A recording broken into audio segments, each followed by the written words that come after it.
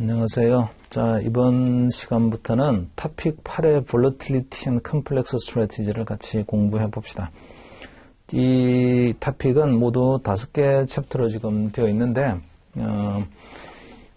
다른 앞에서 나온 챕터들에 비해서 조금 내용이 어렵습니다. 그리고 파생 상품이나 또는 구조화 상품에 대한 기본적인 이해가 있으면 그래도 좀 쉬운데, 이게 백그라운드 지식이 그렇게 많지 않으면 일단은 갑자기 들이대듯이 나오는 컨셉들이 대단히 좀 당황스럽게 어려운 것들도 있어요. 그렇다고 전체 파생 상품과 관련된 특히나 이제 옵션이 되게 이제 등장을 많이 하게 될 텐데, 그 옵션에 대한 기본적인 특성이나 또는 민감도 지표를 다시 기초부터 하나씩 다 설명을 하기에는 또 맞지 않습니다. 그리고 또 근데 기초를 모르면 이게 뭐야 하고서는 또 나와서 이게 뭐야 하는 그런 개념들이 막 툭툭 튀어나와서 상당히 공부하기는 좀 까다로운데요. 일단은 토픽 8과 1에 해당되는 것들은 다 옵션 이야기거든요. 토픽 8.2에서는 약간 다른 이야기도 붙어 있긴 있지만, 선물과 관련된 이야기도 좀 있긴 있지만, 거의 대부분의 주제가 8.1과 8.2는 옵션 이야기들입니다. 8.3은 Complex and Structured Product, 이런 전부 다 구조화 상품인데, 구조화 상품 중에서도 CDO나 MBS와 같은 자산 유동화 증권 이야기가 좀 많이 나와 있어요. 이것도 이제 내용을 알아야죠. 그러면 자산 유동화 증권이 뭔가요? 이런 것도 알아야 되는데, 우리가 앞에서 레벨 1에서 전혀 안 다룬 건 아니라서 Structured Product 이런 걸 하면서 좀 본 적이 있습니다. 그 기억을 다시 한번 소환을 해야 되고요. 8.4의 Insurance Linked and Hybrid Security, 이거는 처음입니다. 그러니까 보험적 성격을 들고 있는 유가증권, 캣 본드 이런 게 있어요. 카타스트로피 본드 이런 거라든지, 또는 롱지비티 리스크, 장수 위험과 관련된 상품, 이런 상품들이 이 토픽 8.4에서는 다룹니다. 이거는 좀 진짜 처음 보는 개념들이 등장을 하는 것들이 있어요. 8.5에 Complexity and the Case of Cross-Border Real Estate Investing. 자, 이거는 주로 글로벌 인베스팅 중에서도 리얼 에스테이트, 부동산 투자에 대한 이야기인데, 사실은 이제 리얼 에스테이트 인베스팅, 부동산 투자는 리얼 에스테이트라는 별도의 토픽으로 이미 디테일하게 많이 다루죠. 그래서 이 8.5 챕터에서 부동산 자체에 대한 이야기는 그렇게 별로 없고요. 이 8.5는 주로 이제 이 FX 리스크, Foreign Currency Risk, 환율 위험이 이게 주로 이제 다룹니다. 환율 주제들이. 하나하나씩 이렇게 띄워놓고 보더라도, 챕터를 띄워놓고 보더라도 서로 상이한 주제를 가지고 있고요. 8.1과 2만 제외하게 되면. 그러다 보니까 각각의 하나의 챕터들에 기본적으로 밑에서 요구하는 그런 지식들이 꽤 많이 있는 내용들입니다. 그 위에 이제 하나씩 얹어져 있는 거죠. 각각의 챕터들은. 좀 이제 우리가 현명한 선택을 해야 되는데, 이거를 어차피 이게 우리가 이제 시험 목적으로 공부를 하는 거잖아요. 그러니까, 딱 시험에 맞춰서만 공부를 하자. 그리고, 안 되면, 여기서 제가 강력하게 권고를 합니다. 안 되면 외우자. 시험 칠 때까지만 외우자. 그래서 시험 치고 나면 다 잊어먹어도 됩니다. 나중에 책 보면 되지 뭐. 근데, 시험 칠 때까지 잊어먹지 않는 가장 원론적이면서도 가장 좋은 거는 그 공식이 어떻게 나오게 되는지를 정확히 다 이해를 하고 내가 언제든지 유도도 할 수 있고 이러면 사실은 제일 좋죠. 근데 그렇게 하려면 진짜 밑에 학문적인 백그라운드가 필요한 내용들이 꽤 많이 등장을 한다고요, 여기서. 그런 것들까지도 다 커버하려고 하게 되면 시험 칠 수가 없어요. 그러니까 여기서 그냥 우리는 LOS에 맞춰서 러닝 아웃컴 스테이트먼트가 있죠. 거기에 맞춰서 진짜 시험에서 이런 건 물을 거야 라고 미리 말을 해줬으니까 그 시험에서 묻고자 하는 내용에 대해서만 공부를 할 텐데, 그게 좀 아이솔레이션 되어 있는 주제들이 많이 있어요. 연결이 되지 않고 딱딱 떨어져 있는 주제들. 그리고 각각에 보면은 밑바닥에 좀 많은 지식이 있어야 되는 내용도 있고, 전혀 밑바닥 지식이 필요 없이 그냥 이건 이런 거야 라고 있잖아요. 그렇게 봐야 되는 것도 있고 해서 필요라는 지식의 편차가 주제마다 많이 다릅니다. 같이 공부를 해야 될 제 입장에서도 좀 약간 당황스러운 그런 주제들도 있고 해서 공부하시는 분들한테는 좀 이게 힘든 주제가 될 수 있는데, 자, 그럼에도 불구하고요, 우리는 시험 칠 때까지만 머릿속에 잘 구겨 넣어서 잘 이해하고 있다가 안 되면 암기라도 하고 있다가 시험장에서 그 문제가 나오게 되면 그거 맞추고 그리고 잊어버리면 될 것 같아요. 자, 한번 하나씩 보도록 합시다. 먼저 195페이지로 오세요. Volatility as a Factor Exposure라는 거예요. 우리가 어떤 자산에 투자를 해서 얻을 수 있는 수익은 그 자산이 가지고 있는 어떤 리턴의 포텐셜, 수익의 포텐셜 때문에 우리가 자산에 투자합니다. 이렇게 말할 수가 있고, 그리고 수익의 포텐셜이 완전히 무위험이면 아무런 위험이 없어요. 이런 거라면 무위험 수익률을 얻을 거고, 적어도 화폐의 시간 가치만큼은 수익을 얻어야죠.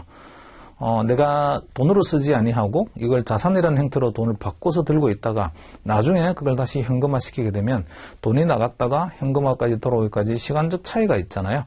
그 시간적 차이에 대한 보상은 내가 받아야지. 진짜 위험이 없다라고 하면 그런 자산들이 무위험 자산들이죠. 그렇게 얻는 수익률이 또 무위험 수익률이고. 그런데 어떤 자산은 나중에 다시 투자 호라이즌이 끝나고 난 다음에 이걸 현금화 시킬 때 그 현금이 얼마가 될 수 있는 거지라는 불확실성이 존재하게 되면 그 불확실성과 관련된 위험 프리미엄을 받아야 됩니다. 자, 이게 투자와 관련해서 자산 관점에서 자산의 관점에서 뭔가 수익의 원천을 본 거예요. 주식은 이런 속성을 가지고 있지, 채권은 이런 속성을 가지고 있지, 커머디티는 또 이래 라고 자산 기준으로 우리가 의사결정을 한 거지만 사실은 그 자산의 이면을 들여다보게 되면 이 자산의 가치가 왜 바뀌는 거지? 자, 이 자산이 가치가 움직이는 이유는 이런 팩터가 있기 때문이야. 그 팩터가 리스크 팩터고 그 팩터 중에 하나가 volatility입니다. 변동성이라는 팩터도 있어요. 자, 저랑 같이 지금까지 수업을 하면서 여러 번 이야기하면서 좀 이제 질리실 텐데 어쨌든 이거는 또 한번 봅시다. 투자라는 게 take a position in something이라고 했어요. investment가 아니고 뭔가의 포지션을 잡다. 자, 이 잡을 수 있는 포지션이 롱 포지션이 있고 숏 포지션이 있습니다. 롱 포지션 언제 이익 얻나요? 했어요. profit. 이익을 얻는 때가 when 이 something이 올라가면 돈 벌어요. 이게 그 something에 대한 롱 포지션이고 숏 포지션은 이 something이 내려가면 돈 벌어요. 이런 사람이 그 숏 포지션입니다. 그래서 포지션이 있잖아요. 그냥 인베스트먼트, 투자다 이런 거예요. 얘가 곧 나의 인베스트먼트인데 자, 그러면 포지션의 밸류가 있을 거 아니에요. 롱 포지션의 밸류, 숏 포지션의 밸류, 그 밸류가 투자의 가치입니다. 인베스트먼트 밸류예요. 그래서 우리가 이제 투자 가치 평가해 봅시다. 이럴 때는 구체적으로 말하게 되면 당신이 가지고 있는 포지션의 가치를 평가해 보겠어요. 그게 인베스트먼트에 대한 밸류에이션입니다. 자, 이거 투자는 어쨌든 요 두 가지가 있어요. 롱과 숏 두 가지가 있다. 언제 돈을 벌고 언제 돈을 잃는 건지는 요 썸띵의 방향과 관련된 거다. 이런 건데요. 여기서 그 투자의 대상이 되는 썸띵도 두 가지가 있어요. 두 가지밖에 없다는 게 말이 안 되지. 주식도 있고, 채권도 있고, 부동산도 있고, 뭐 되게 많잖아요. 커머디티도 있고, 그러니까 썸띵의 종류는 굉장히 많아요. 이렇게 말을 하면은 그거는 그냥 상품으로 본 거고요. 좀 더 본질적으로 계속 들어가서 한번 보게 되면 결국은 썸띵은 딱 두 개밖에 없습니다. 그게 첫 번째가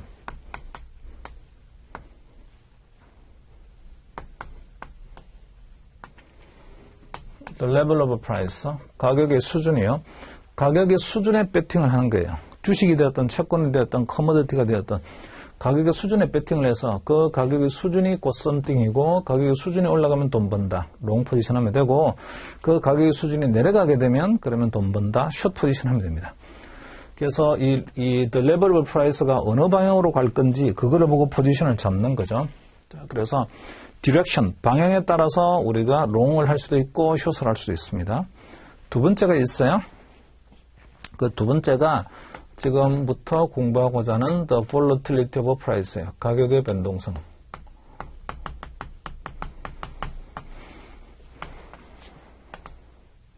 volatility도 배팅을 할 수가 있어요. 그러니까 수준이 중요한 게 아니라 변동성이 어떻게 나오냐가 나한테는 중요하다. 그래서 그냥 얘가 어떤 자산이 하나 있는데 얘가 그냥 업앤다운을 별로 안 해요. 잠잠하게 그냥 뭐 왔다 갔다 하고 있으면 돈 못 벌고, 이렇게 왔다 갔다 잠잠하게 왔다 갔다 애가 갑자기 오르락내리락 폭이 커질 거야.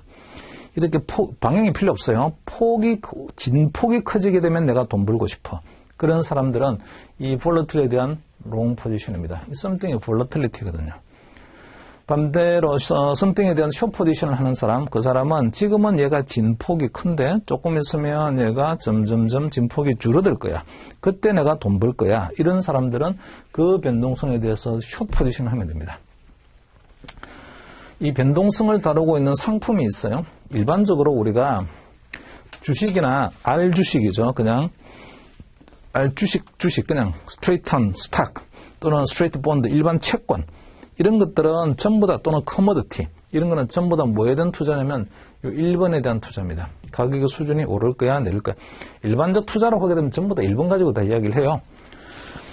근데 변동성을 거래하는 상품이 있는데, 이 변동성을 거래하는 상품, 예컨대 아주 모호하다고요. 변동성이 높아지면 내가 돈 번다고? 오케이, 그러면 변동성에 대해서 내가 롱 포지션 하면 되겠군.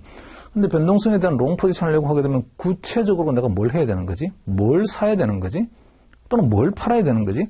자, 이제 상품이 필요하다고요. 상품. 그래서 이 변동성이 높아질 때에 따라서 가치도 같이 올라가는 구체적인 상품이 있으면, 그 상품을 제가 사서 가지고 있으면, 그러면 볼러틸리티에 대한 롱 포지션입니다. 반대로요. 자, 이제는 나는 변동성이 줄어들 걸로 생각이 들어서 어떤 상품이 하나 있는데 변동성을 갖다 그대로 카피하고 있는 상품이 하나 있어요. 변동성이 높아지면 상품의 가치가 올라가고, 변동성이 낮아지게 되면 상품의 가치가 내려가는 상품이 있다. 근데 내가 생각하기에는 변동성이 내려갈 것 같다. 이럴 때는 그 해당되는 상품을 우리는 숏하면 됩니다.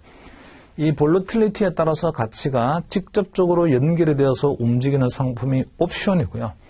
그러니까 볼러틸리티에 대한 롱 포지션은 옵션을 산 거예요, 이렇게 말할 수가 있고, 볼러틸리티에 대한 숏 포지션은 옵션을 판 거예요, 이렇게 말할 수 있습니다. 그래서 이거 1번 챕터하고 2번 챕터는 전부 다 볼러틸리티에 대한 이야기잖아요. 그러니까 이 볼러틸리티하고 바로 다이렉트리 연결되고 있는 쌍둥이 같은 상품, 그게 이제 옵션인데, 옵션에 대한 이야기가 이게 주류를 이루고 있습니다. 옵션을 잘 이제 이해를 해야 되는데, 문제는 옵션의 가치라는 게 요 두 가지의 함수라는 거죠. 요 두 가지의 함수. 자, 그래서 여기 뒤에 좀 복잡한 컨셉이 나옵니다. 이해를 하기가 좀 어려워요. 예를 들어서 이런 거 한번 보겠습니다.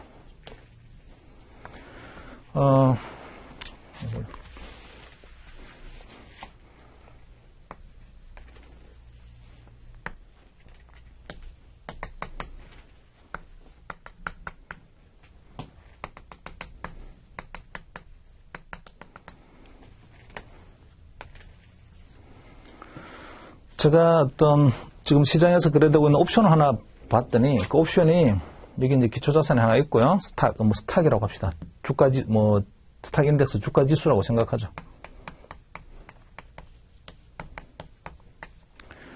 자, 주가 지수를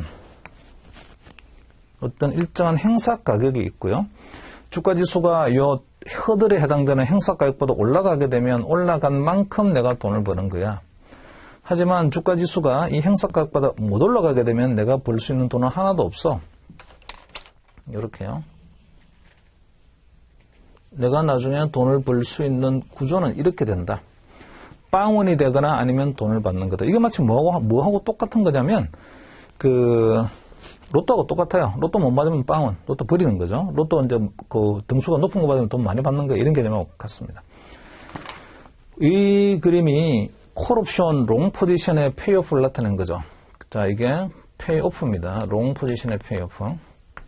근데 페이오프라는 말 자체가요, 밸류거든요. 가치. 언제의 가치를 페이오프라고 하는 거냐면, 내가 뭔가를 들고 있는데 이 페이오프가 얼마야? 이렇게 말을 할 때는 그 페이오프가 가지고 있는 만기가 있어요. 어떤 일정한 기간의 끝에서의 가치가 얼마야? 이런 뜻입니다. 페이오프가. 그러니까 value at expiration. 계약의 만기. 이게 이제 파생계약의 만기죠. 이게 옵션의 만기. 옵션의 만기는 정확하게 우리말로 표현하게 되면 만료일이다, 이렇게 말하는 게 맞아요. exploration은 만료라는 뜻이죠. 자, 옵션의 그냥 우리는 일반적으로 만기라고 쓰니까 만기라고 하겠습니다.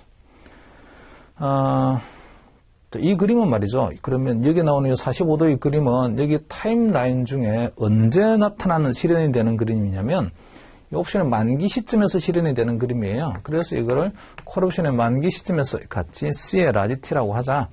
요거는 수식으로 나타나게 되면 이렇게 되죠.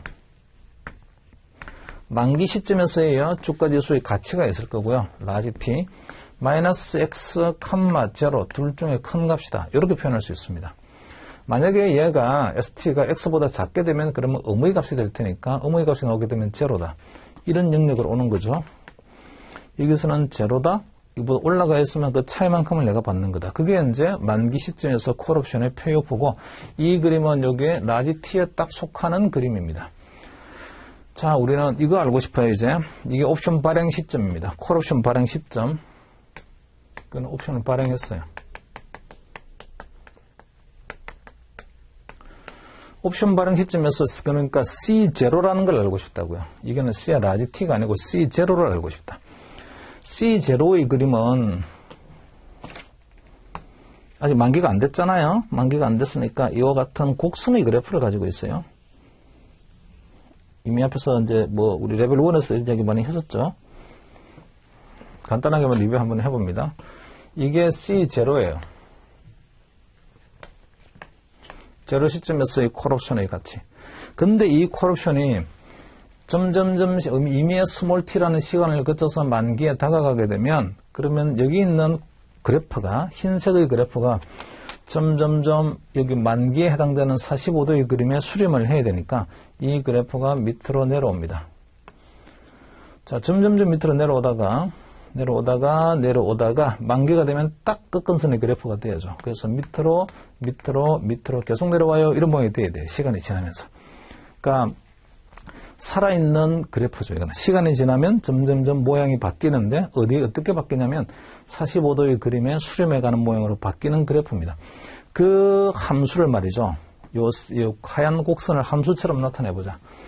C0죠. C0는 어떻게 되나요? 자, 밑에 보니까 S가 나와 있어요. 그러니까 주가지수, 기초자산의 함수를 한번 나타내보자. 이 곡선을. 근데 시간에 따라서 점점 모양이 바뀌는 곡선이 돼야 돼요. 이게 우리가 잘 알고 있는 블랙숄즈의 옵션 방정식이죠.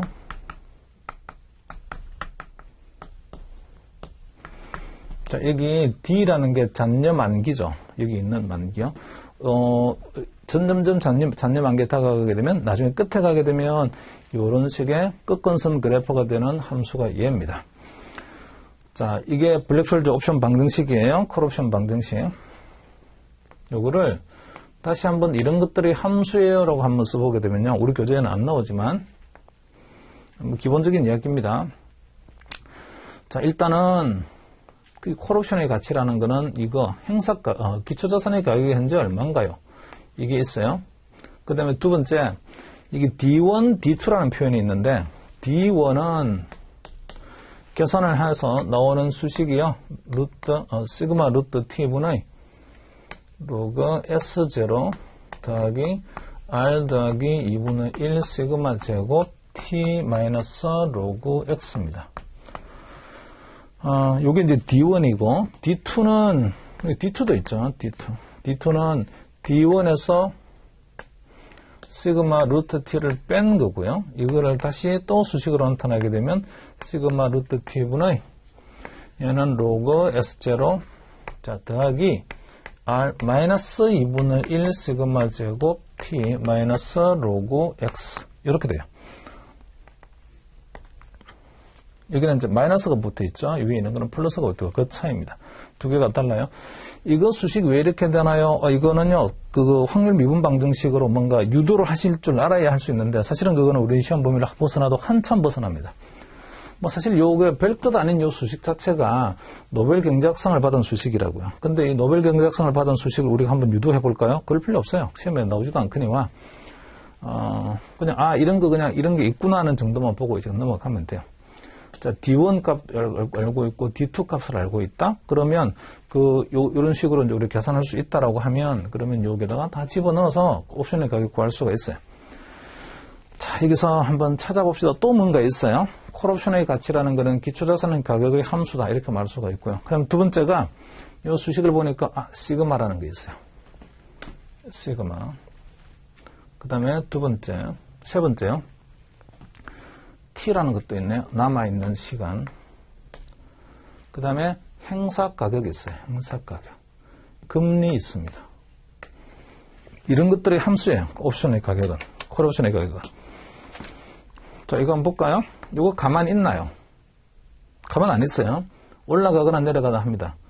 이게 올라가거나 내려가거나 한다? 그게 뭐냐면 이거죠, 지금.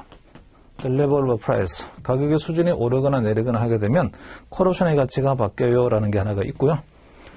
자, 두 번째는 또 이거 있어요. 이거는 변동성입니다. 우리가 말하는 volatility of the price.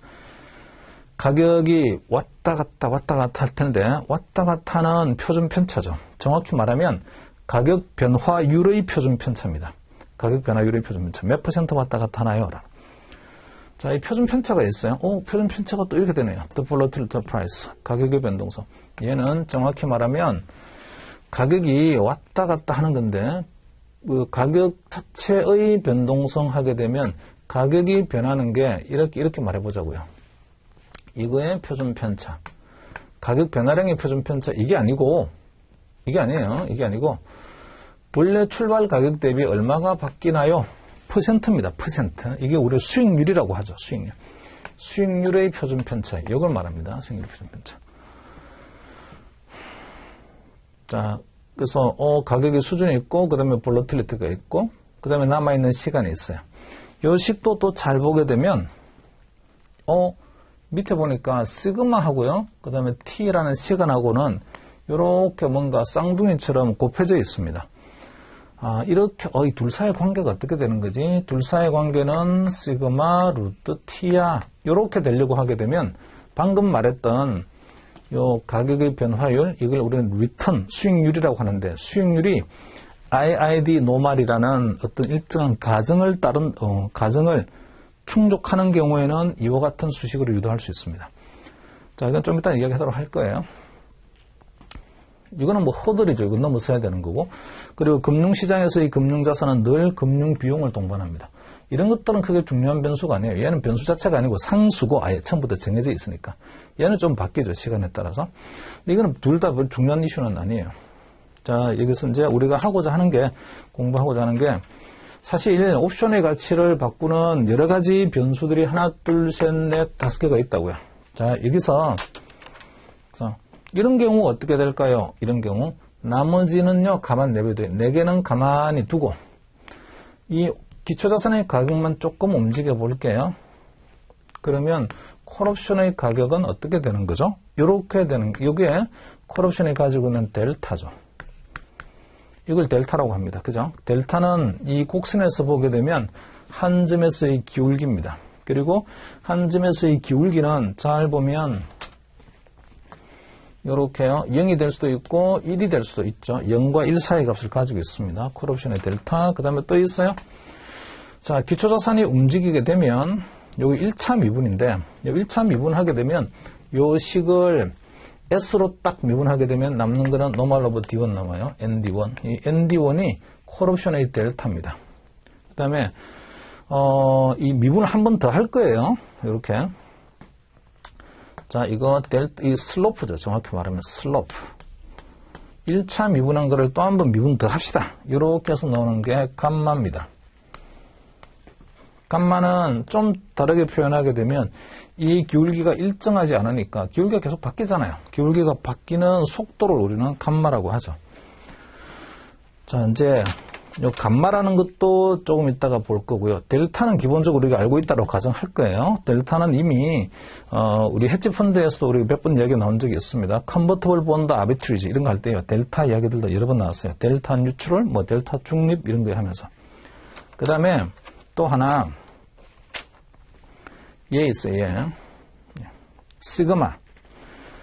자, 변동성이 있는데 얼마만큼 움직일까요? 몇 % 왔다 갔다 할까요? 변동성이 있어요. 그 볼러틸리티를 갖다가 조금 다르게 추정을 하게 되면 그러면 콜옵션의 가치는 어떻게 바뀔까요? 이런 것들을 구할 수 있는데 얘를 베가라고 합니다. 베가. 자, 여기 볼러틸리티와 관련된 거는 요 두 가지가 있어요. 두 가지. 이거는 알겠어요. 베가가 볼러틸리티와 관련된 거잖아요. 라고 할 수 있는데 그건 알겠어요. 그럼 감마는 뭔가요? 감마를 왜 볼러틸리티라고 연결해서 자꾸 얘기를 하나요? 이렇게 생각할 수 있는데 감마는 이 델타가 가지고 있는 한계가 원래 옵션의 가격하고요. 옵션의 가격이 이게 이제 콜옵션의 가치, 가격 이렇게 Y축을 표현할 수 있는데 이 옵션의 가격이라는 게 이 기초자산의 함수잖아요. 지금 이게 이제 뭐 종속 변수고 얘가 독립 변수니까 얘의 함수다라고 표현을 했는데 사실 둘 사이의 관계는 리니어한 직선의 관계가 아니고 곡선의 관계입니다. 자, 직선의 관계가 이게 아니고요. 이걸 보완이 돼야 돼요. 근데 이 감마라는 보완적 지표가 필요한 경우는 언제냐면 요 변화하는 변화량이요. 아주 작을 때에는 한 점에서의 기울기만 가지고 옵션의 가치도 이만큼 바뀌겠군 생각하면 돼요. 근데 이 변화량이 아주 클 때는 말이죠. 이 델타라는 직선의 기울기만 가지고 옵션의 가치가 바뀐다라고 말하면 아주 크리티컬하게 틀리죠. 그래서 뭔가 얘가 변했는데 얘가 일종의 볼러틸리티죠. 정확히 말하게 되면 볼러틸리티인데 시그마 예컨대 델타에서처럼 가격의 변화량이에요. 가격의 변화량이 있는데 가격의 변화량이 조금 할 때는 얘만 있으면 돼요. 근데 이 가격의 변화량이 커지게 되면 여기 커지게 되면 그때는요 델타인 이것만 가지고 직선의 기울기만 가지고 옵션 가격 변화를 추정하게 되면 안 맞아요. 그때는 감마가 아주 크리티컬한 역할을 하게 됩니다. 자, 그래서 이 감마도 이게 얼마만큼 변하나요에 따라서 얘가 필요할 수도 있고 필요하지 않을 수도 있어요. 요 두 개 다 변동성과 관련된 이야기인데 얼마만큼 움직이나요와 관련된 이야기인데 요게 두 개가 의미하는 바가 조금 다릅니다. 자, 그거는 조금씩요 우리 공부를 하면서 하나하나 차근차근 좀 보도록 하겠습니다. 자, 개념 하나만 또 이제 보고요 교재를 한번 보도록 할게요. 시장에 가봤더니 옵션 시장에 갔더니 콜옵션의 가격이 얼마인지가 시장께서 거래되고 있는 거래 가격이 있어요. 가격을 제가 압니다. 옵션 가격이 얼마지? 알아요. 자, 그 다음에 기초자산의 거래 가격 알아요. 이거 알아요. 그리고 행사 가격 얼마인지 우리가 압니다. 이거 알고 있다는 얘기죠. 기초자산 가격이 얼마인가 알고 있고요. 남아있는 잔여 만기 시간이 얼마만큼 남았는지도 알고 옵션에 그 다음에 여기 있는 행사 가격이 얼마인지도 알고 요즘 금리 얼마지도 다 압니다.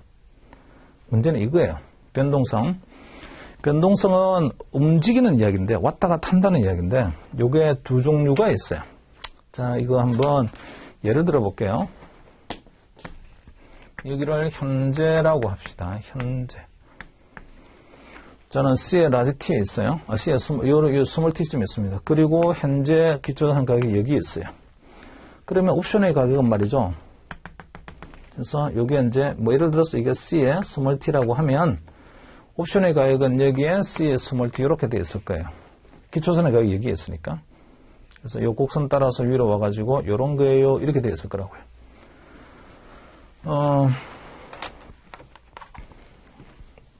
그림을 한번 이렇게 보면 t equal 0부터 t equal 라지 t까지 옵션의 전체 만기 기간이 있는데 그 중에 저는 어디 있냐면 t에 스몰 t에 지금 왔어요. 여기가 현재라고요. 현재. 그리고 여기는 옵션의 행사 가격이 있습니다. 행사 가격을 x라고 할게요. x. 행사 가격은 처음부터 정해져 있으니까 시간이 간다고 해서 바뀌는 숫자가 아니죠. 처음에 출발할 때의 기초자산의 가격이 이렇게 X와 같은 상태에서 옵션이 발행이 되었습니다. 앳더머니 상태로 발행이 된 거죠, 이제. 자, 지금 움직였어요. 주가가 움직여서 지금 이쯤에 왔어요. 여기 S의 스몰 t가 이렇게 있는 거죠. 자, 그러면 콜옵션의 가격이라는 거는 요거 두 개의 차이만이 콜옵션의 가치가 아니죠. 기초자산의 가격과 행사가격의 차이. 그림에서 보게 되면 기초자산의 가격과 행사가격의 차이. 이겁니다. 요거. 지금 요거요. 이거를 우리는 intrinsic value, 내재 가치라고 하죠. 내재 가치. 근데 옵션의 가치에는 이런 내재 가치만 있는 게 아니라 뭔가 좀 더 붙어 있어요. 이렇게 위에. 이거를 우리는 time value라고 합니다. 시간 가치라고 하는데요.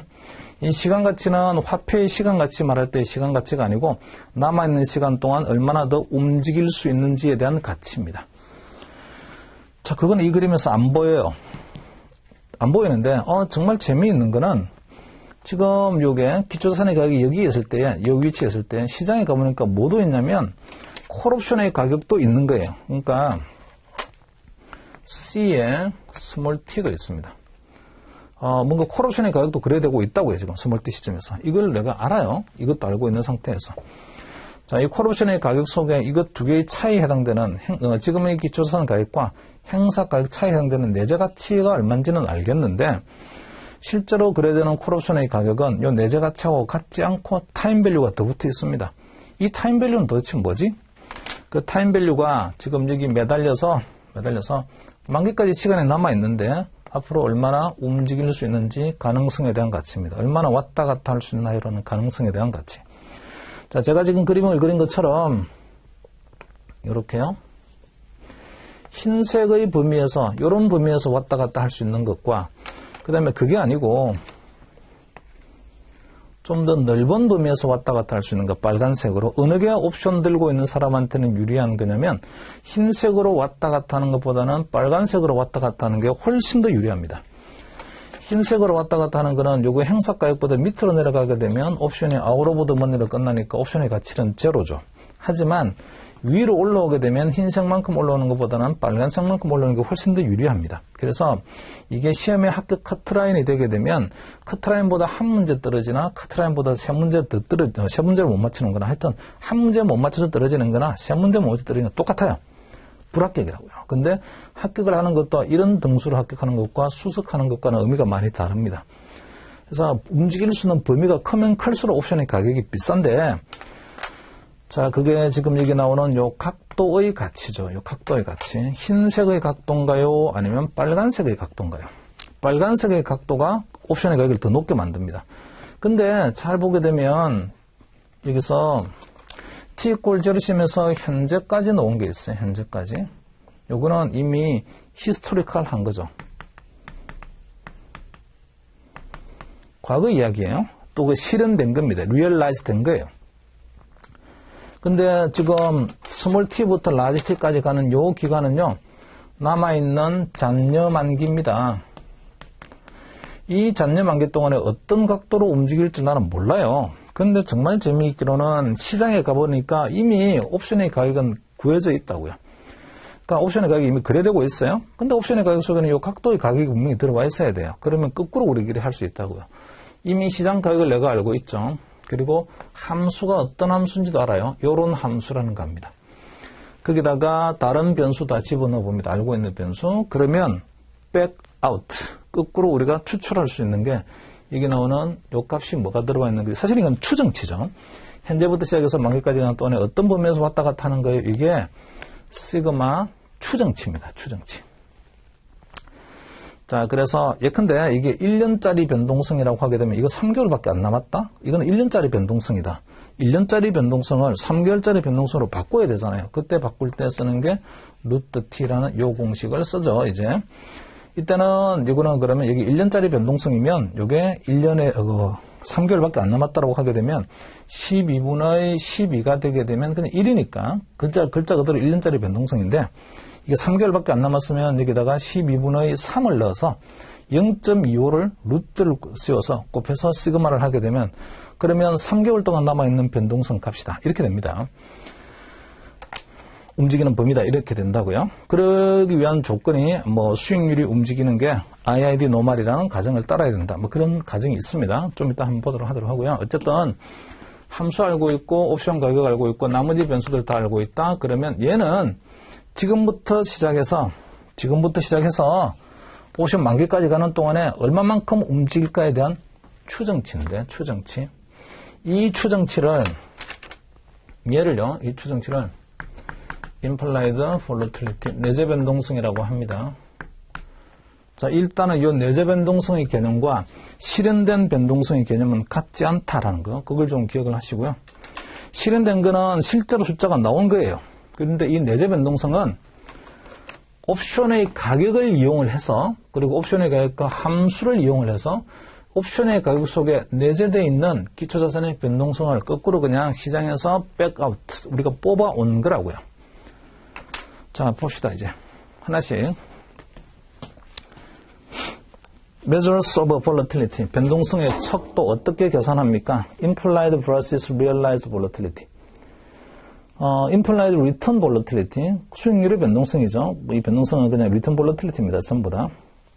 Represent expected volatility going forward for the life of an option, inferred from its option price and computed using market prices through an option pricing model. 지금 설명한 그거네요. 예상되는, expected 되는 volatility인데, going forward, 앞으로 있잖아요, 예상되는. For the life of option, 옵션의 만기까지 가는 동안에. 그러니까, 지금부터 시작해서 옵션의 만기까지 가는 요 잔여 만기 동안에 예상되는 변동성, 이걸 implied volatility라고 하는데, 그거 어떻게 구하지? 어떻게 구하는 건요? 시장에 있는 옵션의 가격으로부터 옵션 프라이싱 공식을 이용을 해서 거꾸로 백아웃 찾아내온 겁니다. infer 해온 거죠.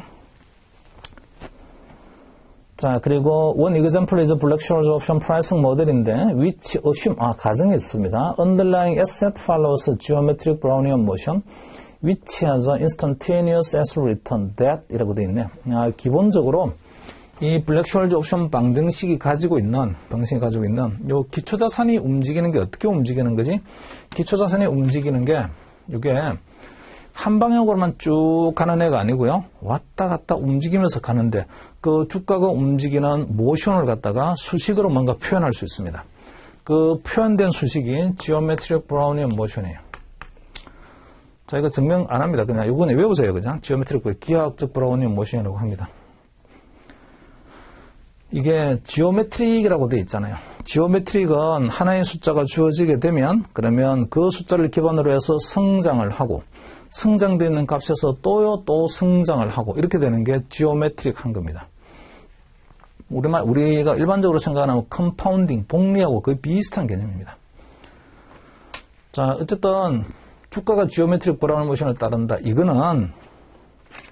요거는요 여러 가지 의미를 함축하고 있어요. 주가가 지오메트릭 브라운 모션을 따르게 되면 주가의 수익률이라는 게 있어요.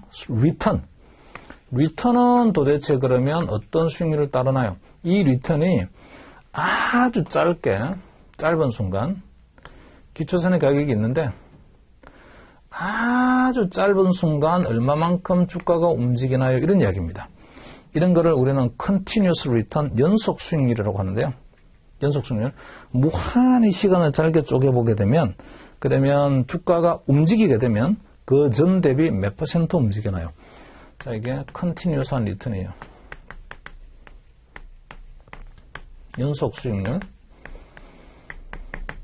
이 연속 수익률이 어떤 분포를 따른다는 가정과 그 다음에 지오메트릭 브라운, 주가가 지오메트릭 브라운 모션을 따른다는 것과 두 개가 동격입니다. 같은 의미예요.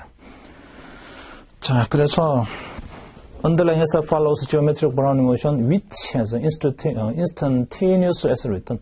순간 수익률 또는 continuous한 연속 수익률을 말을 하는데 그 연속 수익률이 이런 걸 따른다고 말하는 것 같아요. 첫 번째 점이에요.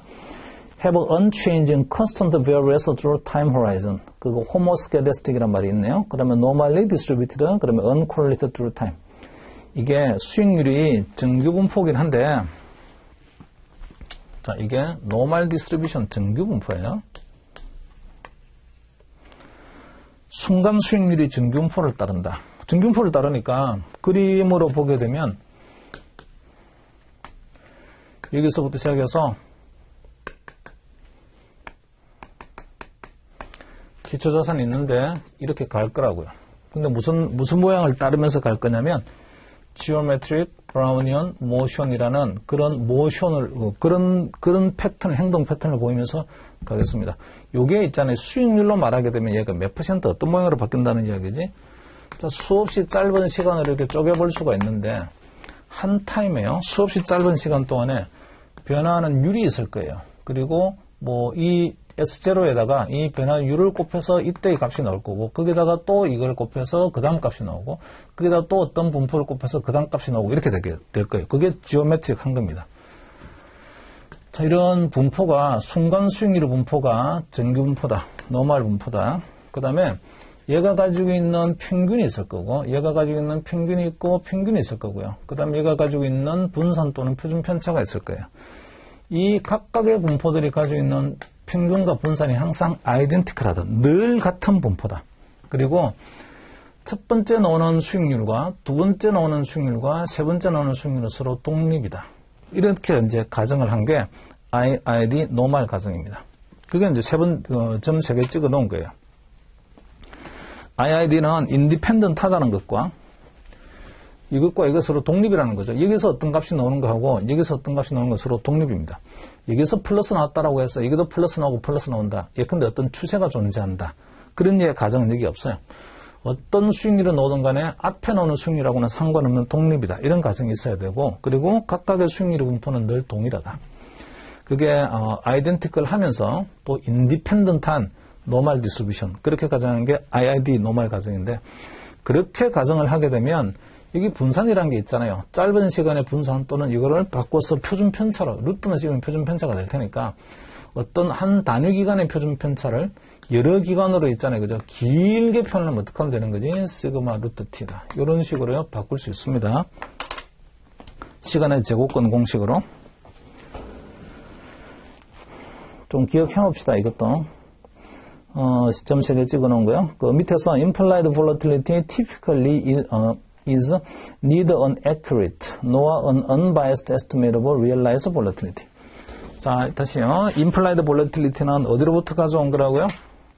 시장에 거래되고 있는 옵션의 가격으로부터 이걸 딱 보고 요 함수를 이용을 해서 다른 변수 다 집어넣었더니 요거 하나가 뭐지라고 거꾸로 찾아온 거예요. 자, 그러다 보니까 앞으로 얼마만큼 변동할 거지를 실제로 보여주는 그런 숫자는 아닙니다. 요게 옵션의 시장 가격이라는 게 시장의 수요와 공급에 따라서 정해지는 거잖아요. 시장에 참여하는 투자자들의 수요와 공급에 따라서 가격은 정해집니다. 이 수요와 공급이 결국은 요 표준 편차, 얼마만큼 움직일까를 정확히 잘 표현하고 있는 거냐? 그렇지는 않다고요. 그래서 대부분의 이제 시장 참여자들은 위험 회피형인 사람들이라서 이렇게 구한 표준 편차는요 굉장히 좀 높게 나옵니다. 임플라이드 볼러틸리티는 나중에 뒤에 검증을 해보게 되면 실제로 실현되는 변동성에 비해서는요 조금 더 높게 나옵니다. 자, 그리고 realized return volatility, 이거는 실현된 수익률의 변동성입니다. implied return volatility하고 완전 다른 이야기예요. 그 밑에 implied volatility differ from expected realized volatility. 그래서 implied volatility는 여기서 스몰 t 시점에서 자, 시장에 있는 참여자들이 말이죠. 앞으로 예상되는 변동성이 얼마일까를 고민해서 야, 이 정도는 왔다 갔다 할 것 같은데? 라고 그 변동성을 그대로 집어넣어서 옵션의 가격이 그래야 될 거 있을까? 아닙니다. 그건 다른 거예요. expected 되어 있는 거하고는 다른 겁니다. 이 옵션의 가격은 수요와 공급이 있는데 참여자들이 있잖아요. 시장 참여자들이 서로 수요 공급에 따라서 정해진 가격이죠. 근데 시장 참여자들이 어떤 사람들이냐면 다 위험 회피형인 사람들이니까 요 가격에는 위험 프리미엄이 포함이 되어 있어요. 위험 프리미엄이 포함이 되어 있다는 이야기는 여기 나오는 이 값이 있잖아요. 조금 높게 들어가 있어서 옵션의 가격도 좀 높다는 뜻입니다. 그래서 예상되는 값하고는 예상되는 변동성하고는 임플라이드 볼러틸리티하고는 달라서 임플라이드 볼러틸리티에는 시장 참여자들의 위험 프리미엄이 포함되어 있는 볼러틸리티다. 이렇게 말할 수 있습니다. 그래서 because에서 risk premiums are associated with and are reflected in implied volatility. 시장 참여자들의 위험 회피도가 위험 프리미엄이 implied volatility 이미 내재되어 있기 때문입니다. 자, 그리고 바로 밑에서 because realized return volatilities represent actual variation, they violate all three assumptions that underlying asset returns follow geometric Brown motion, including that returns that have a constant variance are normally distributed and are uncorrelated through time. 이게 블랙숄드 머턴이 가정하고 있는 여기 그 수익률의 분포가 IID 노말이에요. 여기 나오는 IID 노말의 분포는 이게 이 함수에서만 적용이 되는 가정이고 실제 세상에서는요, 저 가정은요, 정확히 맞지 않습니다. 자, 페이지를 좀 넘겨볼게요. Limitations of Realized Return Volatility. 이거 꼭 구분하세요. Implied Volatility와 Realized Volatility는 같지 않다라는 거요. 그거 좀 구분하시기 바랍니다. 여기서 우리가 Volatility라는 거는 Realized Volatility 말이에요. 예상되는 변동성이 이 Implied Volatility가 아니라 실제로 움직이는 변동성이 높아지게 되면 돈 버는 거다. 이런 뜻입니다. Realized에 있는 Actual Volatility. 자, Realized Return Volatility, 우리가 그 실제로 움직이는 변동성, 이걸 하나의 척도로 나타내게 되면 표준 편차로 쓸 수 있습니다. 표준 편차. 얼마만큼 움직이나요를 갖다가 한번 나타내 볼까요? 라는 게. 그래서 자, 이런 거 한번 해보자고요. 얼마만큼 움직이는 거지?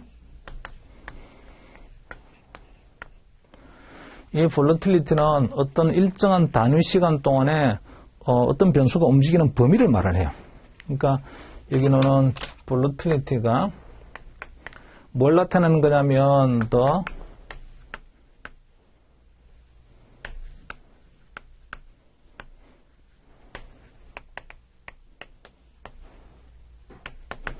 dispersion. 그러니까 얼마만큼 퍼져 있나요? 평균을 중심으로 해서 얼마만큼 퍼져 있나요를 한번 측정한 게 volatility고요. 이걸 나타내는 아주 대표적인 게 standard deviation, 표준 편차가 있죠. 표준 편차.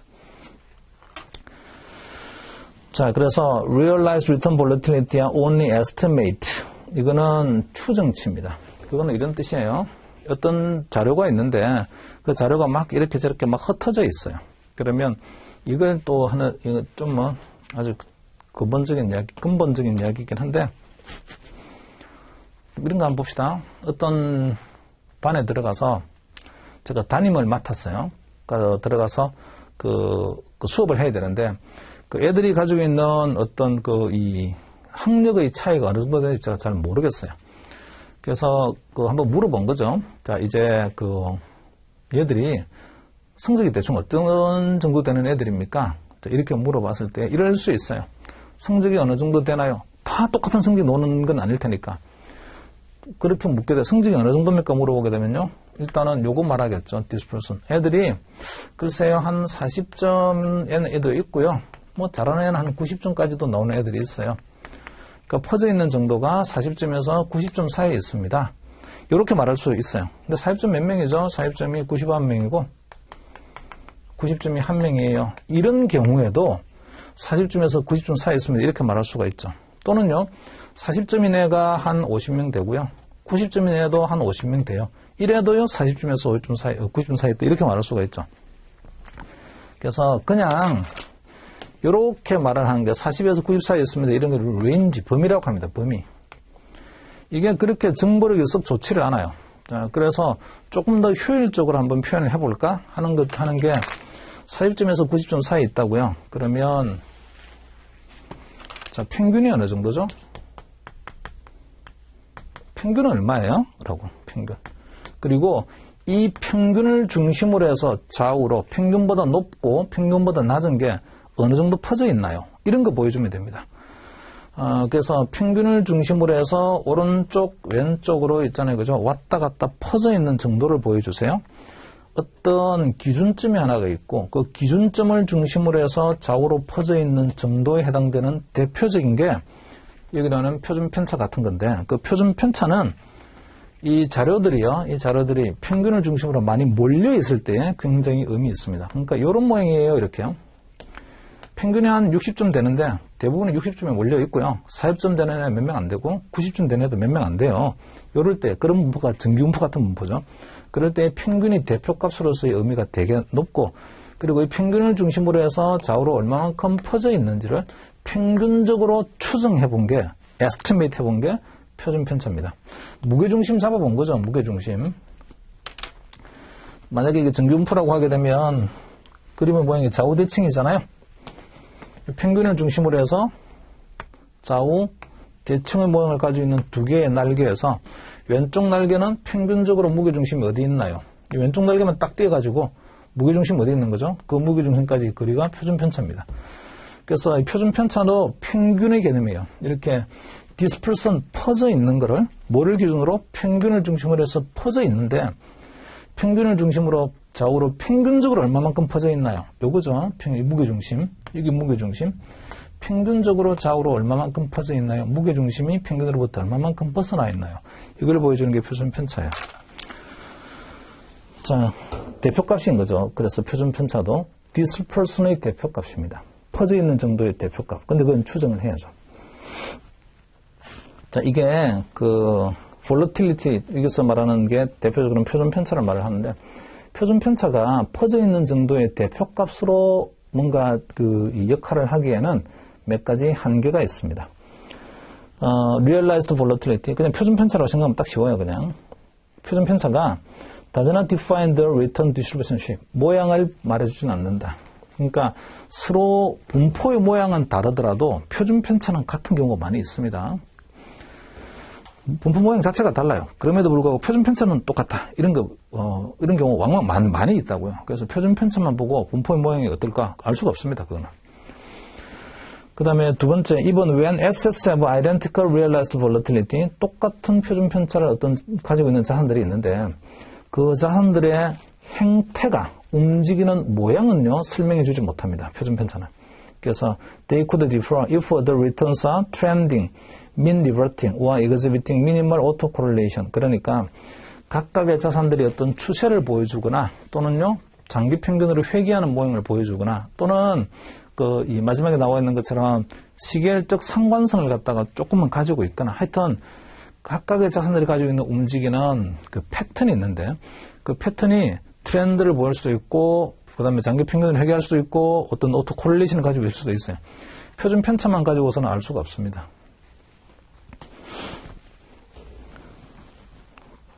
완전히 그 형태들이 다 달라요.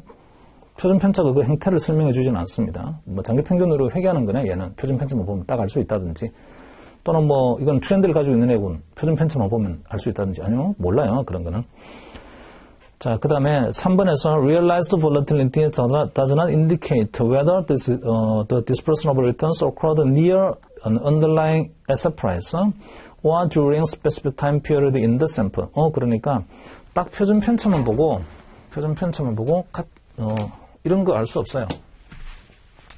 표준편차가 예컨대 10% 나왔다고? 그러면 걔는 이런 모양이겠군. 지금 현재 가격이 이건데 현재 가격으로부터 뭐 왔다 갔다 하는 게 별로 안 움직이는 그러니까 가까이 모여 있어서 10%가 나온 거군. 진짜 그런 건지 아니면 현재 가격은 여기 있어. 근데 모양이 이래. 이거는 평균으로부터 평균하고 안 모여있죠. 오히려 왼쪽 많이 벗어나 있어요. 쌍봉 분포처럼, 바이모달 분포처럼. 근데 두 개의 표준편차가 만약에 같으면 이게 도대체 이렇게 밀집된 모양을 가지고 있는 건지 아니면 이렇게 쌍봉 분포처럼 퍼져 있는 건지 표준편차는 그런 걸 말해주지 않습니다. 그래서 그 1번과 3번이 같은 맥락의 이야기예요. 그리고 그와 같은 표준편차가 설사 나왔다고 하더라도 내가 어떤 계산한 표준편 나왔다고 하더라도 그게 어떤 샘플 데이터를 가지고 표준편차를 구해본 거라서 그 기간에 해당되는 표준편차는 이거였군. 그러면 그걸 기반으로 해서 앞으로도 그럴 거야 라고는 누구도 말할 수 없습니다. 그러니까 표준편차가 움직인다는 거예요. 시간에 따라서 표준편차도 달라진다. Time varying volatility, 시간에 따라서 변동성도 바뀐다. 밑에 example이 있는데 realized volatility. Suppose the following pairs of assets have the same realized volatility of returns but differ with respect to three limitations of realized volatility as measured by this person. 자, 이제 표준 편차는 똑같은 세 개가 있는데 asset A가 있고 그다음에 B도 있고 C도 있고 뭐 이런 것들이 있어요. 케이스가 세 개의 케이스가 있습니다. 자, 이게 어떤 한계에 부딪히는 케이스인지를 한번 보면 케이스 1에서 asset A returns had altering signs and tended to mean revert, while asset B returns move mostly in one direction. 그러니까 A라는 자산하고요, B라는 자산이 표준 편차는 같아요. 근데 움직이는 형태가 완전히 다릅니다. 우리는 뭐만 알고 있는 거냐면 표준 편차만 알고 있어요. 그 표준 편차만 가지고 SA가 민 리버팅 하는 거고 SB는 한쪽 방향으로만 계속 가는 트렌드를 가지고 있는 거예요. 이런 게 모른다고요.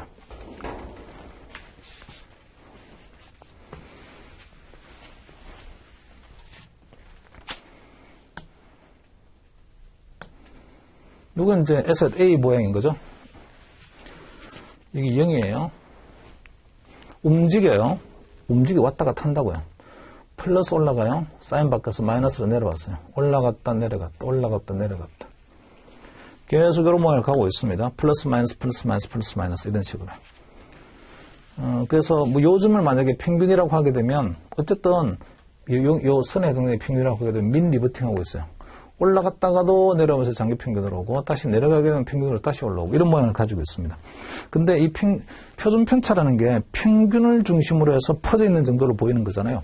평균을 중심으로 해서 어느 쪽으로 이렇게 얼마만큼 퍼져 있는 걸 측정한 거예요. 그러니까 얘도 보니까 평균을 중심으로 해서 대충 한 뭐 요 정도 범위에서 움직이고 있고 이렇게 말할 수 있다고요. 그리고 사이에서 왔다 갔다 하는 거 이렇게 이야기할 수 있습니다. 자, 그 다음에 두 번째 B 같은 경우는 이거는 모양이 이래요. 자, 이거 0인데 B는 평균적으로는 올라가요. 올라가는데 이게 평균이죠. 이게 기준점입니다. 표준 편차는 늘 기준점이 있어야 돼요. 계속 오르는 추세를 가지고 있어요. 근데 그것 대비 있잖아요. 그죠? 요런 모양을 가지고 있는 거죠, 얘는. 왔다 갔다 하는 거. 근데 뭐만 본 거냐면 표준 편차만 본 거예요. 표준 편차만. 그래서 다 플러스예요. 올라가는 추세를 가지고 있는데 원래 가격보다는 계속 오르고 있습니다. 평균적으로는 올라가고 있어요. 이게 이제 장기 평균이라고 하게 되면 어떤 요게 트렌드를 가지고 있는 애인데 장기 평균과는 관계없이 트렌드를 형성하고 있고 그 트렌드에서 움직이는 범위가 있어요. 근데 움직이는 범위가 위에 있는 거고 똑같은 거예요. 이럴 때는 움직이는 범위만 딱 보고서 이거는 장기 평균 회귀, 이거는 트렌드 이런 건 모릅니다. 알 수가 없어요. 자, 그리고 케이스 2에서 케이스 2, 3 뭐 그건 한번 읽어보십니다. 별로 뭐 어렵지는 않은 것 같아요. 자, 잠깐 쉬었다가 거기 196페이지 밑에 Properties of Realized Volatility 봅시다.